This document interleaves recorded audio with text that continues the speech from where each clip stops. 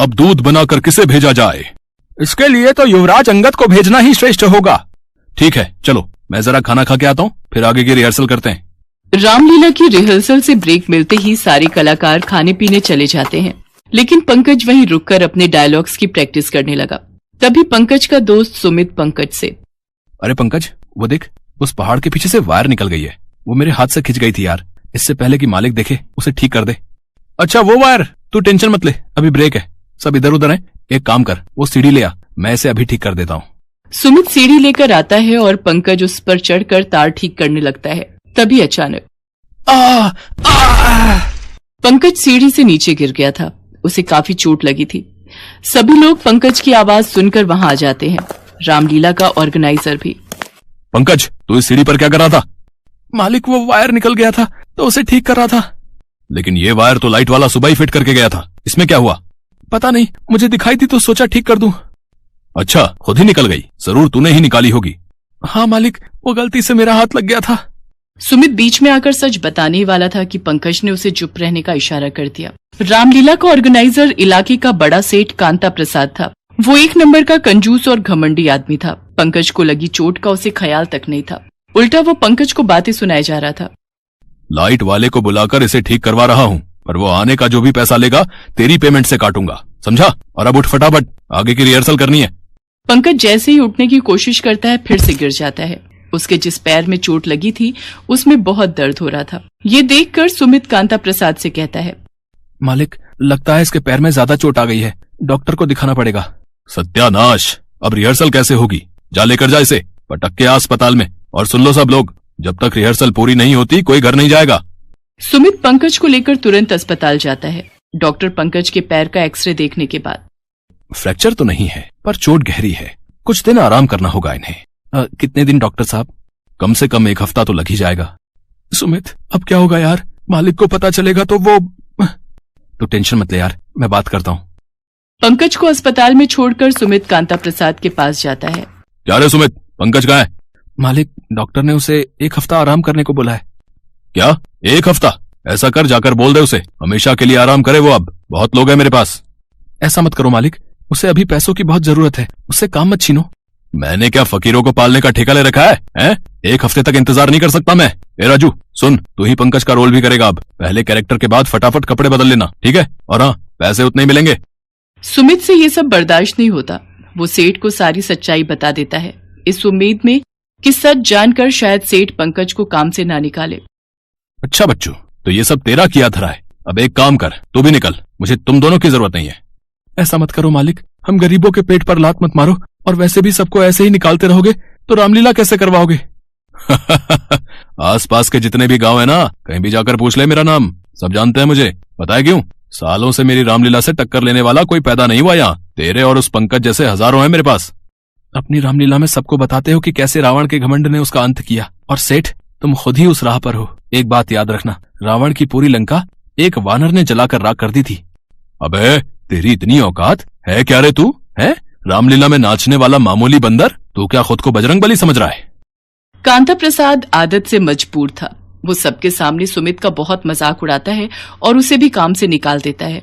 ये सब जानकर पंकज बहुत दुखी हो जाता है और सुमित से कहता है, तुझे क्या जरूरत थी यार सेठ को सब सच बताने की?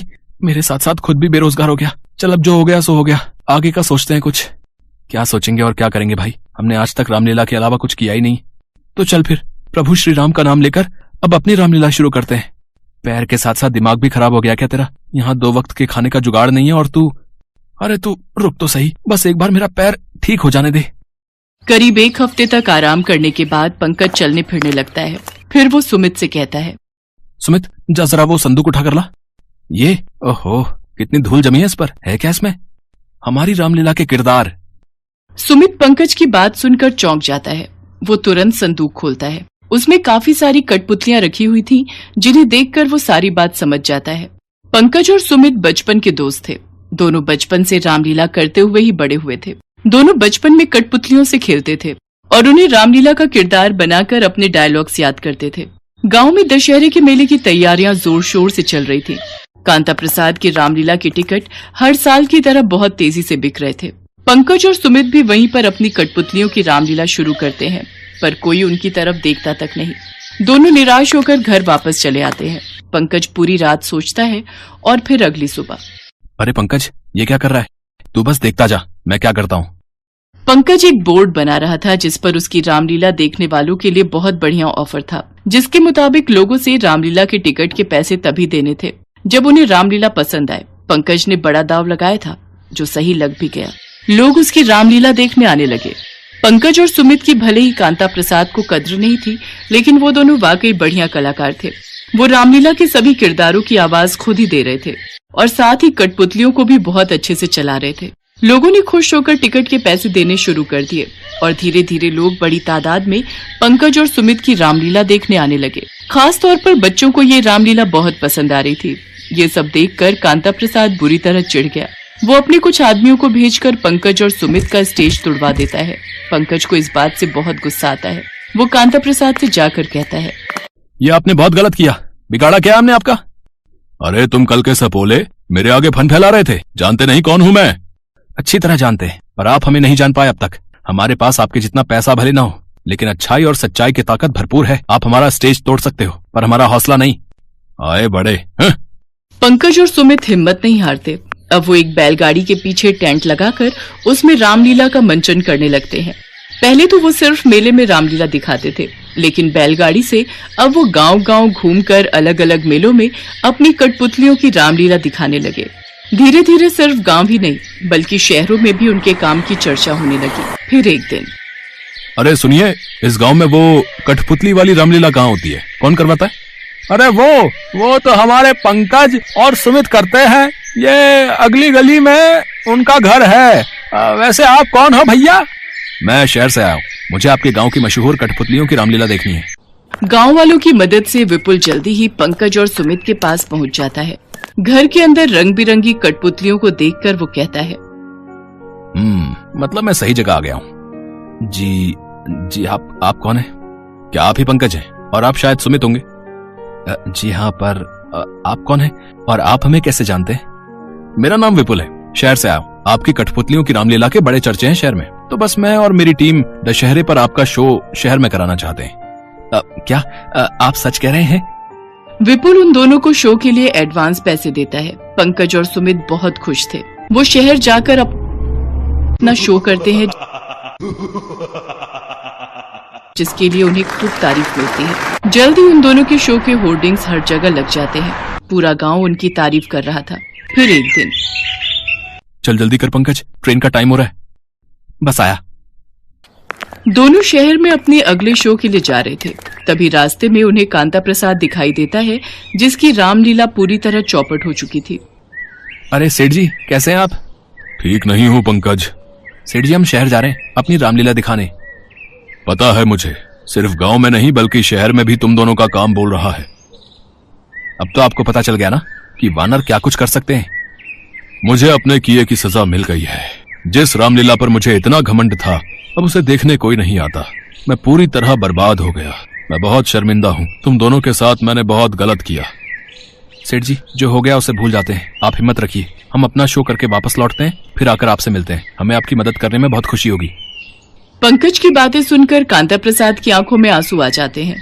देर से ही सही, लेकिन कांता प्रसाद को अब ये समझ आ गया था कि चाहे किरदार छोटा हो या बड़ा, अहमियत किसी की कम नहीं होती।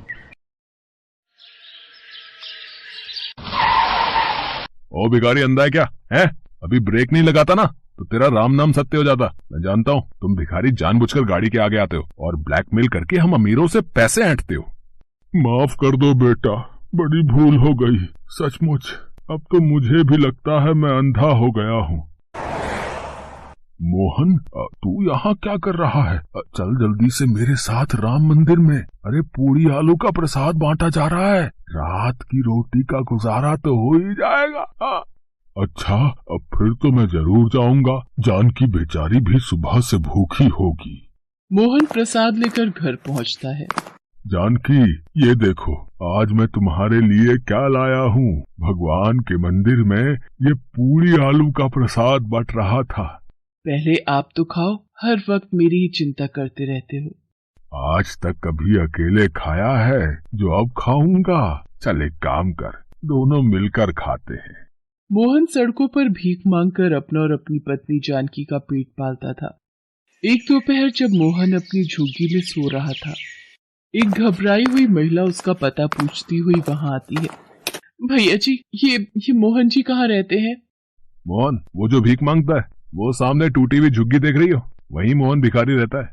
महिला की आंखों में आंसू थे। वो मोहन की झुग्गी तक पहुंचती है। जानकी और मोहन महिला को देखकर चौंक जाते हैं। नंदिनी, तुम और यहाँ? तुम रो क्यों रही हो? सब ठीक तो है? मेरा आनंद तो ठीक है ना? भैया भाभी, आनंद ठीक नहीं है। उसकी जिंदगी अब सिर्फ आप ही बचा सकते हो मोहन भैया। क्या हुआ मेरे आनंद को? मेरा छोटा भाई किस मुसीबत में है? नंदिनी नाम की ये महिला मोहन और जानकी के छोटे भाई आनंद की पत्नी है, जो अपने पति की जिंदगी बचाने के लिए मोहन के पास आई है। इसके लिए कहानी को 5 साल पीछे ले जाना होगा। मोहन पहले ऐसा नहीं था। वो एक करोड़पति बिजनेसमैन सेठ मोहनलाल के नाम से जाना जाता था।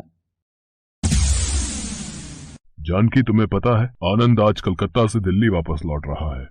क्या आनंद आ रहा है? मेरा बेटा, मेरा आनंद कितने सालों बाद आ रहा है। तुमने भी तो आनंद को बिल्कुल अपने बेटे की तरह पाल पोस कर बड़ा किया है। भले ही आनंद तुम्हारा देवर है, पर तुमने उसे अपनी औलाद से भी बढ़कर प्यार दिया है। आप सच कह रहे हो जी। जब मैं शादी होकर आई थी तब आनंद कितना छोटा था, मासूम सा। उसने भी तो जब मुझे पहली बार भाभी माँ कहकर पुकारा था तो मेरा मन गदगद हो गया था। गाड़ी की आवाज आई है। लगता है आनंद आ गया। ये कौन है आनंद? भैया, ये नंदिनी है। मैंने नंदिनी से शादी कर ली है। अचानक कुछ भी बिना बताए? सुनो जी, पहले दोनों को अंदर तो आने दो। सारे सवाल दरवाजे पर ही पूछ लोगे क्या? आओ बहू, अंदर आओ। भैया, नंदिनी के पापा का अचानक देहांत हो गया, इसलिए नंदिनी और मुझे शादी करनी पड़ी। नंदिनी इस दुनिया में बिल्कुल अकेली है। आनंद, नंदिनी अब इस घर की बहू है। आज के बाद ऐसा कभी मत कहना कि ये अकेली है। नंदिनी से शादी हुए आनंद को अभी कुछ ही दिन बीते थे। एक दिन जब आनंद काम से घर लौटा। क्या हुआ नंदिनी, तुम गुस्से में मुंह फुलाए क्यों बैठी हो? आनंद, इस घर में हमारा क्या वजूद है? मुझे कुछ अपने लिए खरीदना हो तो भैया भाभी से भीख मांगो, और तिजोरी की चाबियां भी जानकी भाभी के पास ही रहती हैं। बताओ, इस घर में मेरा हक है भी या नहीं? आज घर में सुनार आया था, मेरा जेवर लेने का मन था, पर भाभी ने कहा कि अभी हमें जेवर की जरूरत नहीं है। अब तुम ही बताओ, मैं अपना मन कब तक मारती रहूंगी? तुम चिंता मत करो, मैं भैया भाभी से बात करता हूँ। आनंद, सुनार को मैंने इसलिए मना कर दिया क्योंकि अभी घर में बहुत जेवर पड़े हैं। फालतू के खर्च करने से क्या फायदा? अगर नंदिनी को कोई भी जेवर पहनने के लिए चाहिए तो वो मेरे से ले सकती है। मैंने उसे मना नहीं किया। अच्छा, बड़ी चालाक हो। मुझे अपने पुराने जेवर देकर बच्चों की तरह बहलाना चाहती हो? अगर इतना ही कुछ करना चाहती हो तो लाओ, तिजोरी की चाबियां मेरे हाथ में दे दो। जानकी तिजोरी की चाबियां नहीं देगी। जानकी ने इस घर को अपने प्रेम से सींचा है। तो ठीक है, आज फैसला हो ही जाए। मैं इस घर को छोड़कर चली जाती हूँ। नंदिनी, तुम कहीं नहीं जाओगी। भाभी, तिजोरी की चाबियां दो। ये किस तरह से अपनी भाभी से बात कर रहा है? कोई बात नहीं जी, ये लो नंदिनी, तिजोरी की चाबियां। आज से तुम रखो। नंदिनी तिजोरी की चाबियां अपने कब्जे में कर लेती है। अब तो नंदिनी रोजाना ही खुला खर्चा करने लगी। पार्टी, शॉपिंग, सहेलियों के साथ घूमना, घर बुलाकर देर रात तक पार्टी करना और पैसे उड़ाना उसकी आदत हो गई थी। एक शाम जब मोहन घर आया। जानकी, ये सब घर में क्या चल रहा है? आप आराम से बैठ जाओ, मैं चाय मंगवाती हूँ। रुको, मैं अभी जाकर नंदिनी से बात करता हूँ। अरे रुको, सुनो तो। नंदिनी, ये सब क्या चल रहा है? शराबें पीना, सिगरेट फूकना, ये सब हमारे मंदिर जैसे घर में नहीं चलेगा। हमारे घर में? ये घर कब से आपका हो गया? ये घर आपका नहीं, मेरा है। ये तुम क्या बकवास कर रही हो? ये घर जानकी के नाम है। भाभी के नाम था, पर अब ये घर मेरे नाम है। तभी आनंद आ जाता है। आनंद, अपने भैया भाभी को बताना कि ये घर किसके नाम है। नंदिनी सही कह रही है। अब ये घर भाभी के नाम नहीं है, ये सब कुछ हमारा है, यानी कि मेरा और नंदिनी का। इस घर का 1 रुपया भी आपका नहीं है। याद है उस दिन मैं आपके पास कमरे में आया था? मोहन भैया, ये कुछ जरूरी काम जो साइन करवाने के थे, मुझे अभी ऑफिस निकलना है। लाओ, मैं अभी कर देता हूँ। इधर दो पेपर। भैया, एक बार पेपर पढ़ तो लेते। अरे तूने पढ़ लिए ना, तो फिर एक ही बात है। ये ले, मैंने साइन कर दिए। वो पेपर ऑफिस के किसी काम के नहीं थे, बल्कि इस घर के कागजात थे। ये घर मैंने नंदिनी के नाम कर दिया था। इसलिए बेहतर यही होगा कि आप दोनों चुपचाप यहाँ से चले जाओ, वरना मैं धक्के मारकर आपको इस घर से निकाल दूंगी। बड़े आए मेरी पार्टी खराब करने वाले, सारा मूड ऑफ कर दिया। चलो आनंद, हम कहीं बाहर चलकर खाना खाएंगे। इस कूड़ा करकट को घर से फेंक देते हैं। भैया मुझे माफ कर दो, मेरी वजह से आज आपको दर दर भटक कर भीख मांगनी पड़ रही है। शायद भगवान ने हमें इसी बात की सजा दी है। आनंद का लीवर खराब हो गया है, उसकी जान को खतरा है। डॉक्टर ने कहा है यदि परिवार का कोई सगा सदस्य अपना आधा लीवर दे दे तो आनंद की जान बच सकती है, नहीं तो आनंद नहीं बच पाएंगे। नहीं नहीं, मेरे आनंद को कुछ नहीं होगा। मुझे हॉस्पिटल ले चलो, मेरे आनंद के पास। मोहन और जानकी नंदिनी के साथ जब जा रहे थे तो आसपास के सभी झुग्गी वाले भिखारी उन्हें गाड़ी में जाता हुआ देख रहे थे। मोहन आनंद की जान बचाने के लिए अपना लीवर दे देता है। मोहन का ऑपरेशन सक्सेसफुल होता है और वो खतरे से बाहर हो जाता है। भैया भाभी, मुझे माफ कर दो। मैंने अपने देवता समान भाई भाभी को घर से निकाल दिया और आज आपने ही मेरी जान बचाई। भाभी, आपने मुझे बच्चों जैसा प्यार दिया, पर मैंने आपके साथ इतना बुरा किया। मुझे तो जीने का भी कोई हक नहीं है। आप लोगों ने मुझे क्यों बचाया? आनंद मेरे बच्चे, आज बोल दिया, आगे ना बोलना। आनंद और नंदिनी को अपनी गलती का एहसास हो जाता है और मोहन और जानकी को अपना खोया हुआ रुतबा और शोहरत वापस मिल जाती है।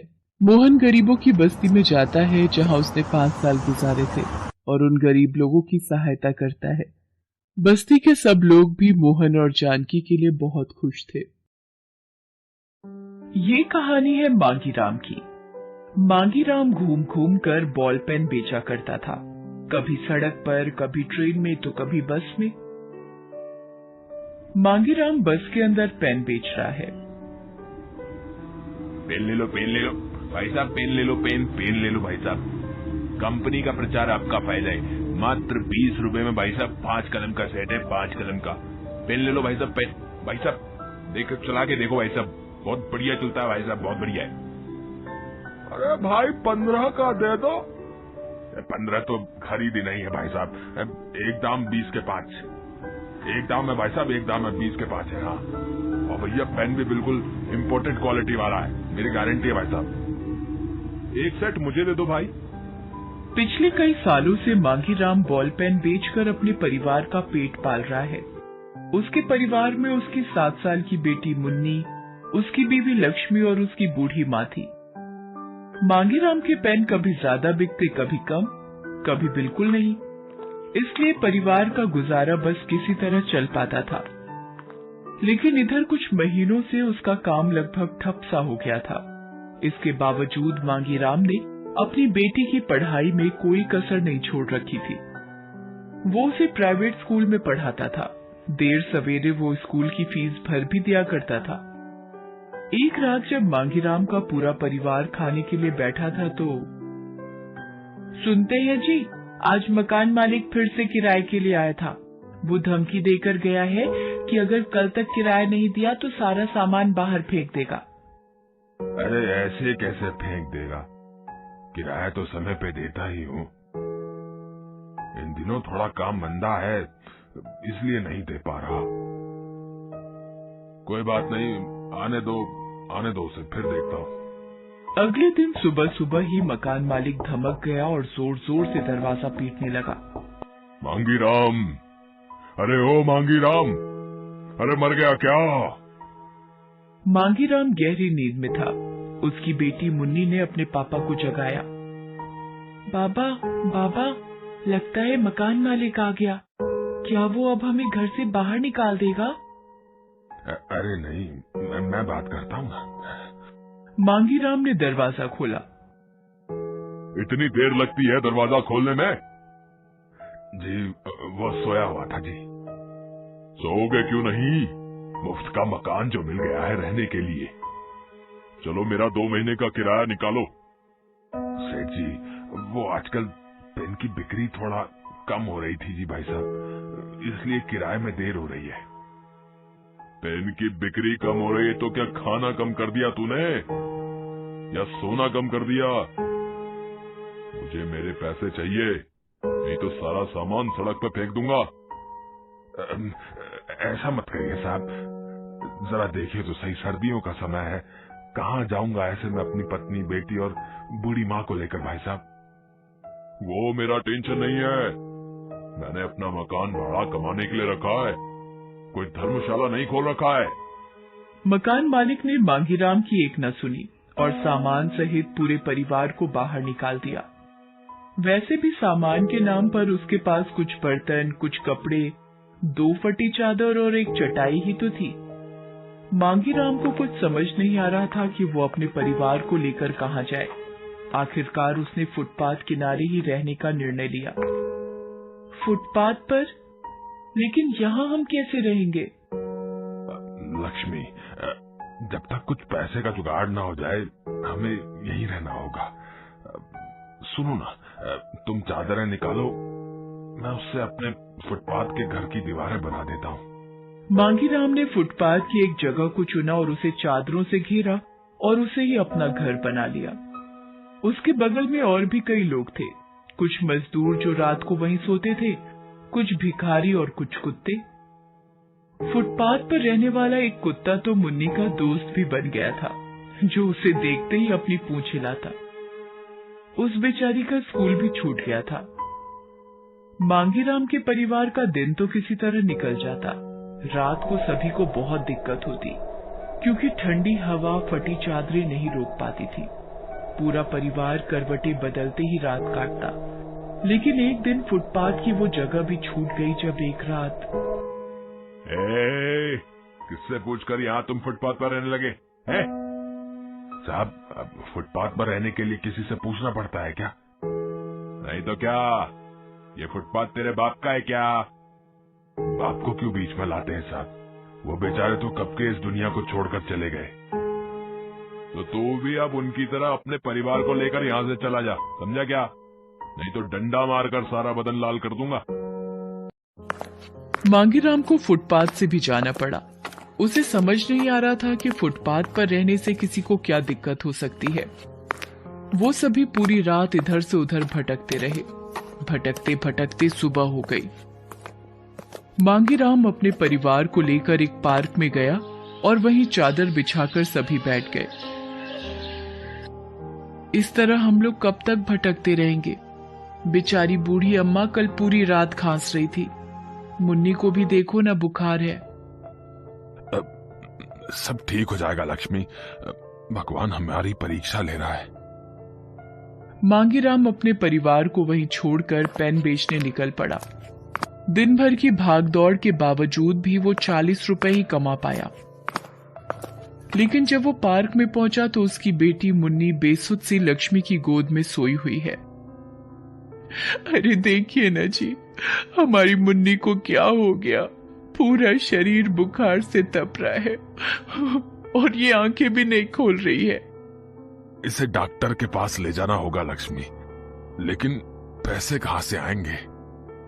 सुनिए ना जी, मेरे पास मुन्नी की चांदी की पायल पड़ी है, जिसे आपने 4 साल पहले इसके जन्मदिन पर दिया था। क्यों ना हम वो बेच दें? अब लेकिन कुछ नहीं। अभी मुन्नी को डॉक्टर के पास ले जाना ज्यादा जरूरी है। कल पैसे आएंगे तो फिर से बनवा देंगे इसकी पायल। मांगीराम ने पायल बेचकर मुन्नी का इलाज कराया। दवा से मुन्नी ठीक भी होने लगी।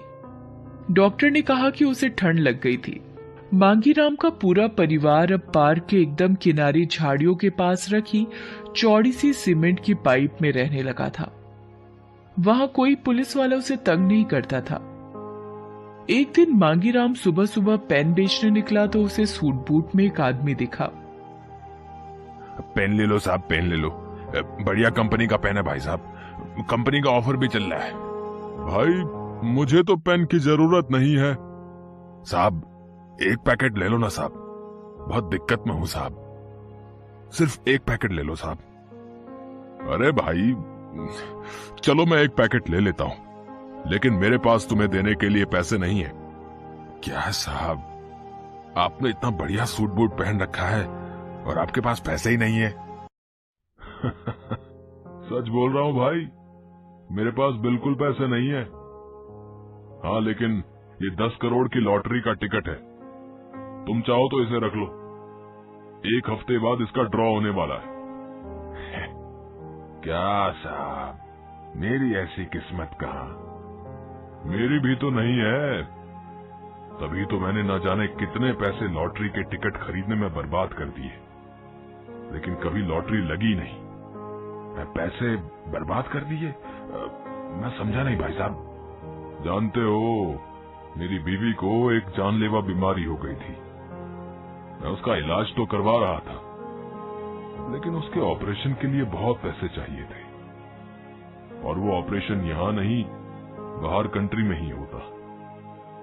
तो मैं अपनी बीवी से छिपाकर लॉटरी का टिकट खरीदने लगा कि कभी तो लॉटरी लगेगी और मैं उसका इलाज करा पाऊंगा।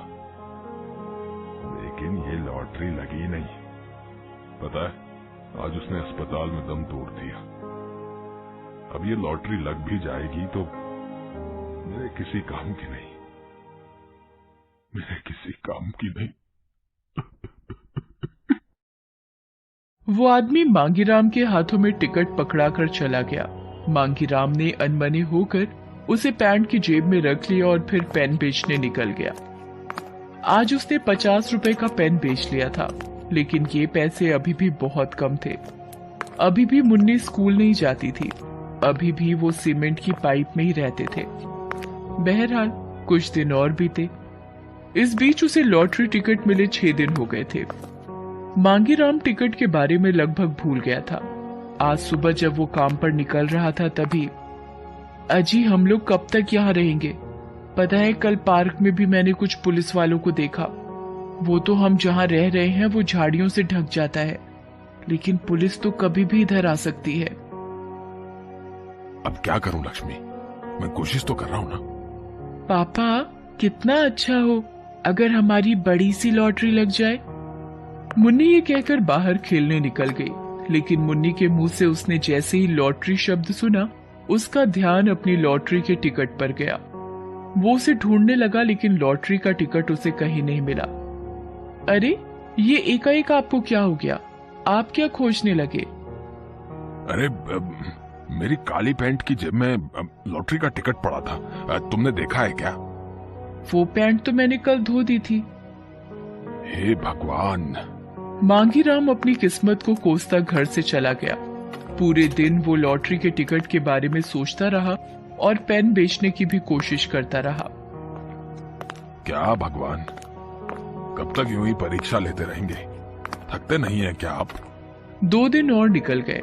आज उसने 100 रुपए का पेन बेचा था और शाम को लौटते हुए उसने मुन्नी के लिए 5 रुपए की जलेबी ले ली थी। वो बेचारी कई दिन से जलेबी के लिए कह रही थी, लेकिन कमाई ही उतनी नहीं हो रही थी। लेकिन आज शाम को जब वो लौटा तो उसकी बीवी लक्ष्मी ने उसे एक बात बताकर चौंका दिया। अरे सच? वो लॉटरी का टिकट पैंट धुलने के पहले मुन्नी ने निकाल लिया था और उसे संभाल कर रखा है। हाँ, लेकिन तुम वो टिकट क्यों खोज रहे हो? आपकी लॉटरी लगी है क्या? अरे नहीं, उसका ड्रॉ तो 2 दिन पहले ही हो गया। क्या पता हमारा नंबर निकल गया हो। अरे नहीं, हमारी किस्मत ऐसी कहाँ। वैसे भी अब तो 2 दिन हो गए। जिसको इनाम मिलना होगा उसको मिल गया होगा। खैर ये सब छोड़ो, जो होना है वो तो होगा ही। ये जलेबी मैं मुन्नी के लिए लेके आया हूँ, उसे दे दो जरा। तब लक्ष्मी ने अखबार में लपेटी जलेबी को निकाला और उसे मुन्नी को खाने के लिए दिया। उसी समय मांगीराम की नजर अखबार के उस टुकड़े पर गई जिसमें जलेबी बंधी हुई थी। उस पेपर की कटिंग पर 2 दिन पहले हुए लॉटरी के ड्रॉ का नंबर लिखा हुआ था। उसने मुन्नी से लॉटरी का टिकट मंगवाया और उससे नंबर मिलाने लगा। मांगीराम के हाथ में टिकट है और वो पेपर की कटिंग से नंबर मिला रहा है। पेपर की कटिंग पर लिखा है 132626। 1 3 2